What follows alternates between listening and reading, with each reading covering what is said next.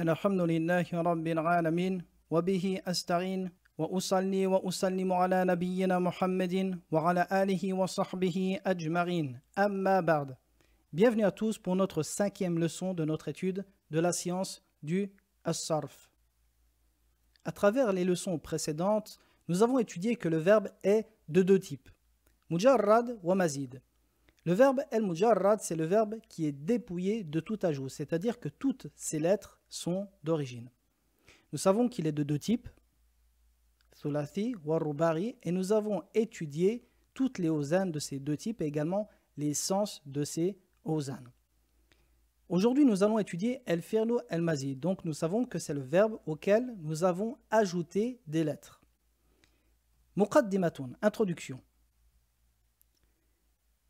El-fi'lu el-mazid, c'est le verbe auquel on a ajouté des lettres. Cet ajout s'appelle une ziyadatu.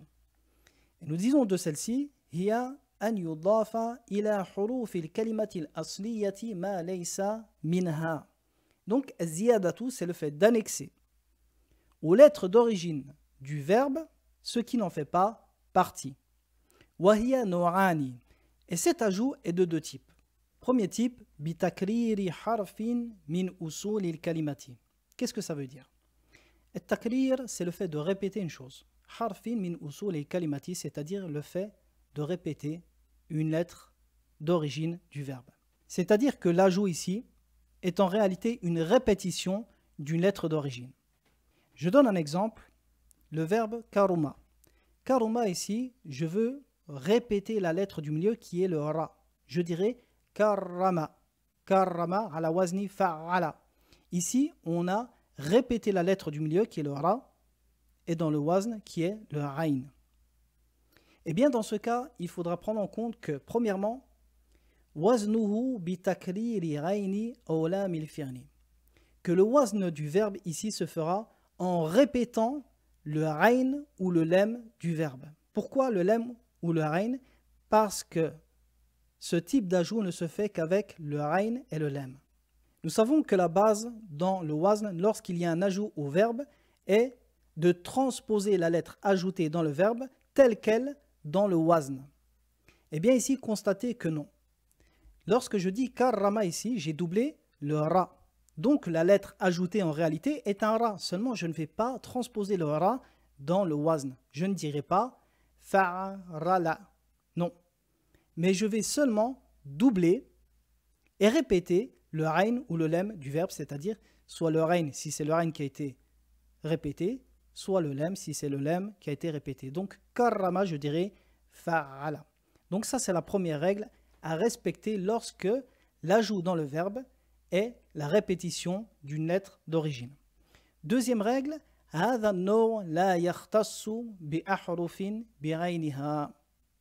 Ce type de répétition n'est pas restreint à quelques lettres, comme nous allons le voir pour le deuxième type. C'est-à-dire que la base dans les lettres ajoutées est qu'elles soient comprises dans la phrase sa'altumuniha, sa'altumuniha. Seulement lorsque l'on veut répéter une lettre d'origine, on ne prête pas attention au fait que ces lettres soient comprises ou non dans les lettres, celles qu'on ajoute en général dans la langue arabe. Non. Regardez, karrama ici, on a rajouté un ra et il ne fait pas partie de ces lettres. Sa'altumuniha. De même que jalbaba. Ici, jalbaba, on a rajouté un ba. Le asl, c'est jalaba. Et jalbaba, c'est le fait de porter le jilbab. Jalbaba ici vient à la wazni farlala. Attention, farlala, pas le farlala, el-mujarrad, non.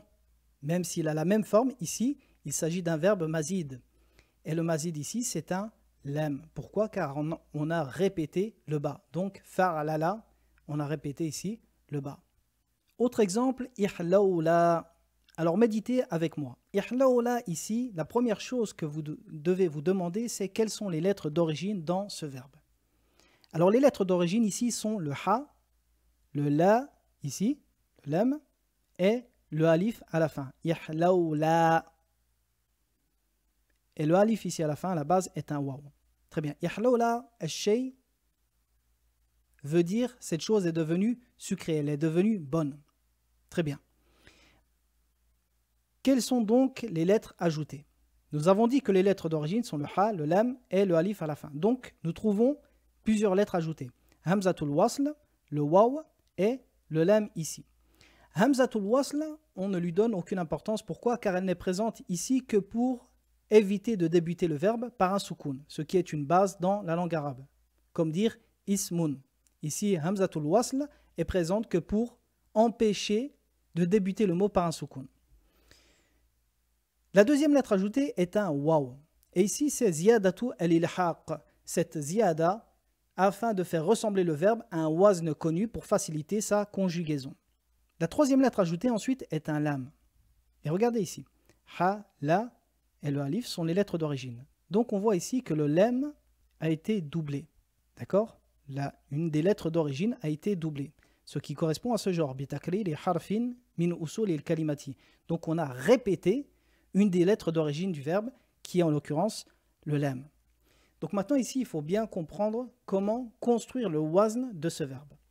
Nous avons une ziyada lil ilhaq et nous savons que la base des ajouts dans le wazn est de les transposer comme tels.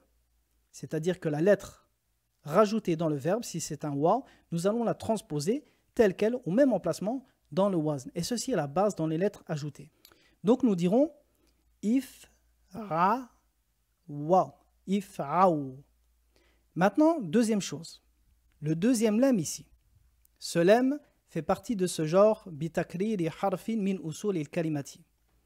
C'est-à-dire que c'est un ajout dans le verbe par la répétition d'une lettre d'origine. Et ici, nous avons dit de faire attention. Pourquoi? Car cet ajout a une particularité. Lorsque nous allons le transposer dans le wazn, nous le transposerons bitakrir aini ou lam il firli. Nous le transposerons en doublant le ayn ou le lem du wazn, c'est tout. Et pas en transposant la lettre telle qu'elle dans le verbe. C'est-à-dire que ici, le lem qui a été doublé, quelle est sa place dans l'origine du verbe? Nous avons dit que l'origine du verbe, c'est le ha, le lem et le alif ici. Donc, ha, la, wa.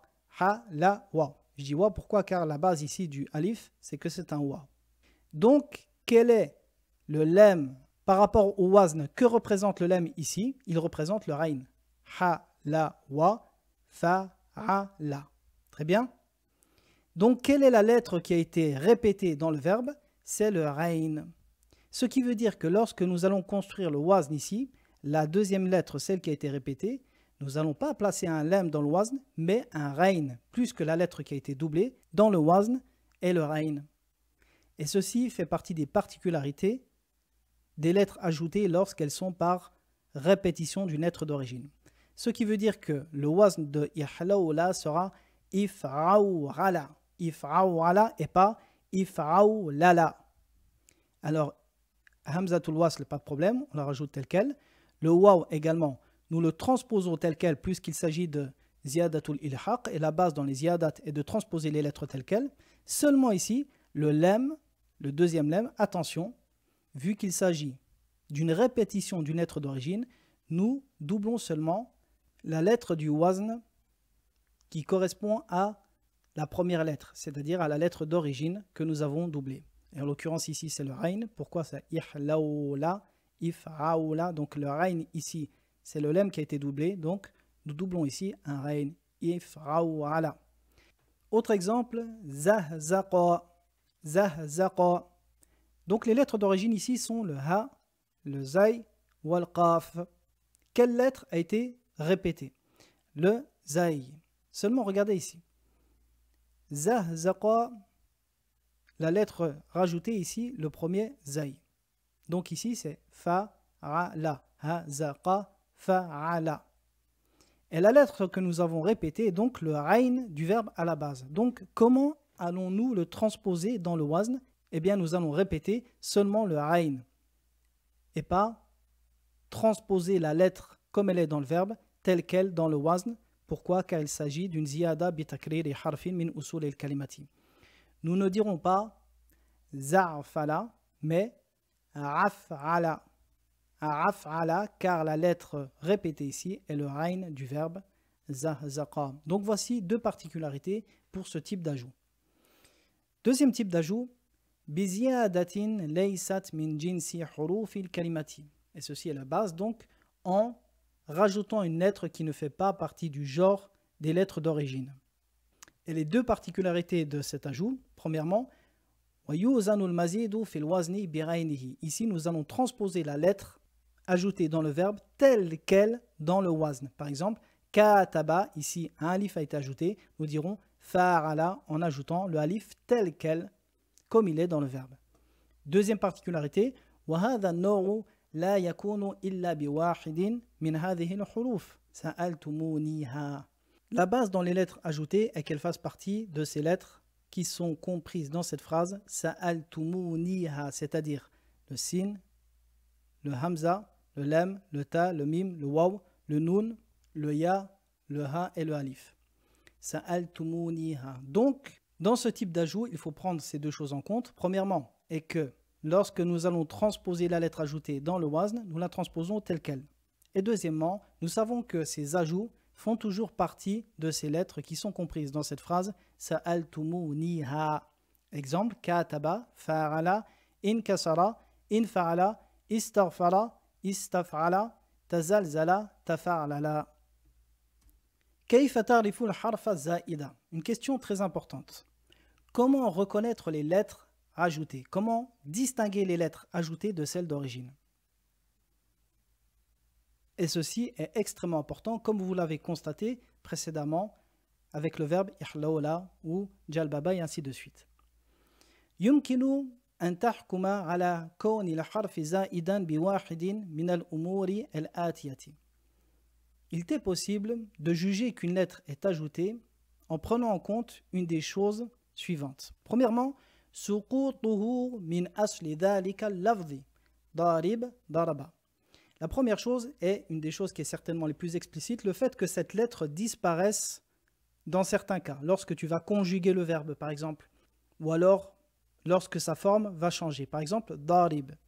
Darib, tu vois bien que le verbe est daraba, donc ici tu constates que le alif a été ajouté. Ou alors daraba ou qatala, tu vois que le verbe d'origine, qatala, tu vois que le alif ici n'est pas présent, donc tu sais que le alif a été ajouté. C'est-à-dire qu'en regardant les mots dérivés de ces lettres d'origine, tu vois certaines lettres qui ne se répètent pas dans l'ensemble de ces mots dérivés. Et de là, tu peux juger que ces lettres qui ne se répètent pas sont rajoutées. Par exemple, istaktaba, kataba, maktab, katib, kuttab, maktoub, et ainsi de suite. Tu constates que beaucoup de lettres ne se répètent pas. Par contre, il y a des lettres qui sont toujours présentes. Eh bien, tu sais que les lettres d'origine sont toujours présentes et celles qui ne se répètent pas sont des lettres ajoutées. Deuxièmement, suqutuhu min farri dhalika al-lafzi, kitab, kataba. Également le fait que cette lettre n'est pas présente dans un de ses dérivés, comme je l'ai mentionné tout à l'heure, comme kitab, kataba. Wa an yadulla al-harfu ala ma'nan khassin ka hurufi al-mudara'ati. Également, parmi les moyens de reconnaître une lettre qui a été ajoutée, le fait que cette lettre ait une fonction ou un sens bien particulier, connu dans la langue arabe comme les lettres de al-mudara'a.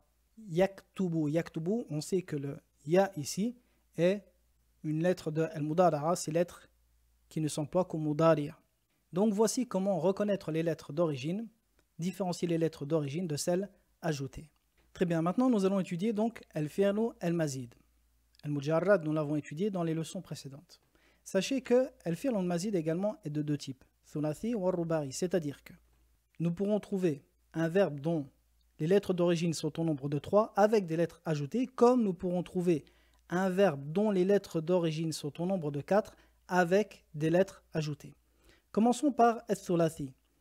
Al-thulathi, nous avons la possibilité de rajouter une lettre, ou 2 lettres, ou 3 lettres. C'est-à-dire que le verbe thulathi auquel nous rajoutons des lettres est de 3 types. Mazidun fihi harfun, auquel nous avons ajouté une lettre. Mazidun fihi harfani, auquel nous avons ajouté 2 lettres. Wa mazidun fihi thalathatu ahrufin, un verbe thulathi auquel nous avons ajouté 3 lettres. Commençons par al-mazidu fihi harfun wahidun, celui auquel nous avons ajouté une seule lettre. Al-fi'lu thulathiyu, al-mazidu fihi harfun wahidun. Le verbe thulathi auquel nous avons ajouté une lettre a 3 wazn possibles. Le premier wazn, fa'ala, c'est-à-dire que nous avons ajouté ici un alif. Ou alors fa'ala, nous avons ici doublé le ayn du verbe. Troisièmement, af'ala, nous avons ici ajouté hamzatu al-qat'a. Le premier wazn, af'ala, yuf'ilu, af'il, if'alan. Mithaluhu, af'ala, arsala, yursilu, arsil, irsalan. Af'ala, yuf'ilu, af'il, if'alan. At'ama, yut'imu, at'im, it'aman. Af'ala, yuf'ilu, af'il, if'alan. Ahsana, yuhsinu, ahsin, ihsanan. Af'ala, yuf'inu, af'il, if'alan. L'avantage des verbes al-mazid, comme on l'a dit, c'est que les wazn de ces verbes sont qiyasi. Elles ne changent jamais. C'est-à-dire qu'une fois que vous avez compris la conjugaison du verbe, eh bien vous l'appliquez pour tous les verbes de ce même type. Donc ça c'est le wazn af'ala. Maintenant nous allons voir les sens de ce wazn. Effectivement, il est extrêmement important de connaître le sens des ozan afin de les utiliser correctement et également afin de comprendre les paroles des Arabes. El-fi'l al-mazid. Sachez que el-fi'l al-mazid yuwafiqu asla ma'na fi'lihi al-mujarradi wa yufariquhu fi ma'nan za'idin. Sachez que le verbe al-mazid est toujours en accord avec le sens de base de son verbe d'origine. Il est toujours en accord avec celui-ci, c'est-à-dire qu'il comprend toujours le sens qui était compris dans le verbe al-mujarrad, son verbe d'origine. Wa yufariquhu fi ma'nan za'idin. Mais il le contredit dans un sens supplémentaire, un sens qui n'est pas présent dans le verbe al-mujarrad. C'est-à-dire que le verbe al-mazid comprend le sens d'origine de son verbe al-mujarrad, mais le contredit dans un sens qui n'est pas présent dans le mujarrad. فَإِنَّ الْعَرَبَ لَا تَزِيدُ حَرْفًا إِلَّا لِلدِّلَالَةِ عَلَى مَعْنًى زَائِدٍ لَا يَدُلُّ عَلَيْهِ الْأَصْلُ. Car certes, les Arabes ne rajoutent jamais une lettre à un mot si ce n'est pour indiquer un sens supplémentaire que le mot d'origine n'indique pas. Et ceci est une règle. Les Arabes ne rajoutent jamais une lettre si ce n'est pour indiquer un sens que le mot d'origine n'indique pas. Et ceci est la base dans les ajouts dans la langue arabe. Par exemple, akrama, l'itardia akrama ici, rend le verbe transitif. Nous avons ajouté une lettre afin que le verbe ici soit transitif et non intransitif. Wastaghfara littalab, ici ist, afin de demander le sens d'origine du verbe. Wa qattala littakthir, qattala pour nous indiquer que l'action s'est reproduite beaucoup de fois. Donc quels sont les sens de af'ala? Parmi les sens de af'ala, ja'alul fi'li al-lazimi muta'addiyan. Ceci est parmi les sens principaux, le fait de rendre le verbe intransitif, transitif, c'est-à-dire al-fi'l al-lazim, nous allons le rendre muta'addi. Par exemple, jalasa, zaydun, c'est un verbe lazim, nous le rendons muta'addi, c'est-à-dire qu'il a besoin d'un maf'ulun bihi, et le fa'il ici va faire subir l'action à un COD. Donc nous disons ajlasa zaydun amran. Zayd a fait asseoir amr. Et ceci quand le verbe est lazim à la base. Maintenant, si le verbe est muta'addi déjà de base, eh bien dans ce cas, le ta'addi aura besoin de deux maf'ulun bihi. Par exemple, le verbe labisa zaydun thawban. Le verbe labisa ici, comme vous le voyez, c'est un verbe muta'addi, il a besoin d'un maf'ulun bihi. Eh bien lorsque nous allons l'employer avec hamzatu, ici, hamzatu tardiya ala wazni af'ala, il aura besoin de deux maf'ulun bihi, puisqu'à la base, il a déjà un maf'ulun bihi. Nous dirons albasatil ummu zaydan thawban. La mère a vêtu Zayd d'un vêtement. Ici, les deux maf'ulun bihi sont zaydan thawban. Donc le verbe ici, à ce wazn, est devenu muta'addi pour deux maf'ulun bihi, puisqu'à la base, il avait besoin déjà d'un seul maf'ulun bihi. Deuxième sens, ad-dukhulu fi makanin aw zamanin, le fait d'arriver dans un lieu ou dans un temps. Nous disons asbaha, le fait d'arriver au matin. Abhara, dakhala al-bahra, le fait de rentrer en mer ou lorsque le bateau s'en va dans la mer. Ash'ama, dakhala ash-sham, rentrer au Sham. A'raqa, dakhala al-Iraq. Anjada, dakhala al-Najd. Donc ici, A'raqa, aller en Irak ou rentrer dans le pays d'Irak. Anjada, rentrer au Najd. Amsara, rentrer en Égypte. Ashara, rentrer dans le désert. Parmi les sens, as-salbu wal-izalatu. Ay izalat, marna aslil fi'li anil maf'uli. Alors, as-salb, c'est le fait de dépouiller une chose, enlever quelque chose. Al-izala, c'est faire partir une chose. Donc ici, le verbe consiste à faire partir du maf'oulun bihi le sens d'origine du verbe. Regardez. Ashkaytu zaydan, ay azaltu anhu ash-shakwa. Ashkaytu, son asl est shaka. Shaka, c'est le fait de se plaindre. Donc ashkaytu zaydan, c'est que il fait disparaître ce dont il se plaignait. Arjamtu al-kitab, ay azaltu rujmata al-kitab bin nuqati. Alors, Arjamtul Kitab ici, ça vient de Rojmatul Kitab. Rojmatul Kitab, c'est lorsque le livre n'est pas compréhensible, comme s'il n'était pas arabe. Et donc, Arjamtul Kitab ici, je vais le rendre compréhensible par les points des lettres, comme le ba, le jim, le shin, et ainsi de suite. Donc, j'ai fait disparaître du livre ce qui empêchait sa compréhension en rajoutant les points. Anshattu al-uqdata, ay azaltuha wa halaltuha, wa yuqal nashattu al-uqdata. Alors, anshattu al-uqdata, c'est j'ai défait le nœud, comme si j'avais fait disparaître le nœud. Ay azaltuha wa halaltuha. Car le verbe d'origine, c'est nashattu al-uqdata, lorsque j'ai fait le nœud. Vous voyez? Donc, faire le nœud, nashattu wa anshattu, je l'ai fait disparaître, je l'ai dénoué. Et c'est venu dans un hadith. Le hadith où le prophète alayhi salatu wa salam a été ensorcelé.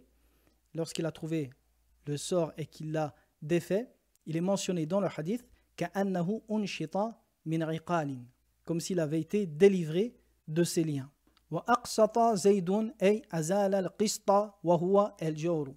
On dit أَقْسَطَ زَيْدٌ lorsqu'il fait disparaître el-jawr. El-jawr, c'est l'injustice. Donc أقسط se traduit par être juste, être droit, même si l'origine du verbe est qasata. Qasata, qui est le fait d'être injuste, tyrannique. Nous disons qassata zaydun lorsqu'il est injuste et tyrannique, et aqsata, donc c'est son contraire ici, c'est comme s'il avait fait disparaître, comme s'il avait dépouillé sa propre personne de toute injustice en devenant juste. Et Allah dit dans son livre wa in khiftum alla tuqsitu fil yatama, et si vous craignez de ne pas être juste envers les orphelins. Et Allah dit dans son livre wa amma al-qasituna fakanu li jahannam hataba wa amma al-qasitun, du verbe qasata. Al-qasitun, c'est les injustes. Parmi les sens également, al-musadafatu wal-wujud ala sifatin. Donc c'est le fait de rencontrer une chose ou la trouver qualifiée par le sens d'origine du verbe. Et an yajid al-fa'ilu al-maf'ula ala sifati asli al-fi'li. Par exemple, abkhala zaydun amran min al-bukhli. Al-bukhl, c'est l'avarice. Donc abkhala zaydun amran, comme si Zayd avait rencontré Amr, avare. أي وجده بخيلا. أحمد زيد عمرا أي وجده محمودا ou hamidan. Donc Zayd a rencontré Amr Hamid, quelqu'un de louable, de noble. أعظم زيد عمرا أي وجده عظيما. قال الله تعالى فلما رأينه أكبرنه أي وجدنه كبيرا. Dans surat Yusuf, lorsque la femme de l'Aziz fit rentrer Yusuf devant les femmes des notables. فَلَمَّا رَأَيْنَهُ, lorsqu'elles l'ont vu, أَكْبَرْنَهُ, comme si elles l'avaient trouvé admirable, noble, grand. C'est pour cela qu'ils traduisent par elles furent émerveillées. وقال عمرو ابن معدي يكرب للنبي عليه الصلاة والسلام والله لقد سألناكم فما أبخلناكم وقاتلناكم فما أجبناكم. Et Amr ibn Ma'di dit au messager d'Allah alayhi salatu wa salam, par Allah, لقد سألناكم, et on vous a demandé فما أبخلناكم, et on ne vous a pas trouvé avare. وقاتلناكم, et on vous a combattu فما أجبناكم من الجبن, la peur, la lâcheté, et on ne vous a pas trouvé lâche ou peureux au combat. Parmi les sens également, السيرورة صاحب الشيء أي أن يصير الفاعل صاحب شيء هو أصل الفعل. Donc le fait que le sujet du verbe devienne celui qui possède le sens du verbe, ou alors celui qui est qualifié par le sens du verbe. Un exemple, al-banat al-shatu. Al-banat al-shatu vient du al-laban. Donc al-banat al-shatu, donc le mouton a du lait. Ay sarat dhata labanin. Athmara al-bustanu. Athmara vient de al-thimar, les fruits. Donc athmara al-bustan, le jardin, a des fruits. Ay sara dha thimarin. Awraqa al-shajaru. Mina al-waraqa, donc qui vient des feuilles. Awraqa al-shajaru ay sara dha awraqin. L'arbre a des feuilles. Anjamat as-sama min an-najm, les étoiles. Donc anjamat as-sama sarat dhata nujumin. Le ciel a des étoiles, ou comme si les étoiles étaient apparentes dans le ciel. Parmi les sens également, muwafaqatuhu ath-thulathi. Et ceci n'est pas la base. Mais sachez que dans certains cas, le wazn af'ala a le même sens que le verbe fa'ala, que son verbe al-mujarrad. Donc il est muwafiqun li-thulathi. Il est en accord avec le sens de al-thulathi et ne le contredit pas, même si le sens est plus fort. Par exemple, adhlama wa dhalama ont le même sens, être injuste. Seulement adhlama est plus fort. Pourquoi? Car la règle dit que ziyadatun fil mabna ziyadatun fil marna. L'ajout dans la construction est un ajout dans le sens. Asjana zaydun amran a le même sens que sajana. Zayd a emprisonné Amr, ça a le même sens que sajana. Asqa zaydun amran, Zayd a abreuvé Amr, ça a le même sens que saqahu. Donc asqa et saqahu ont le même sens et tous deux sont mutaaddi. Adbara laylu a le même sens que dabara. La nuit s'est en allée. Ashraqat ash-shamsu a le même sens que sharaqat ash-shamsu. Ashraqat, sharaqat. Et ceci est rare, mais il existe quelques verbes qui ont le même sens. Le wazn af'ala et al-mujarrad. Et voici la leçon d'aujourd'hui qui s'achève. Je vous dis à très bientôt pour une prochaine vidéo. Wa sallallahu ala nabiyyina Muhammadin wa ala alihi wa sahbihi wa sallam.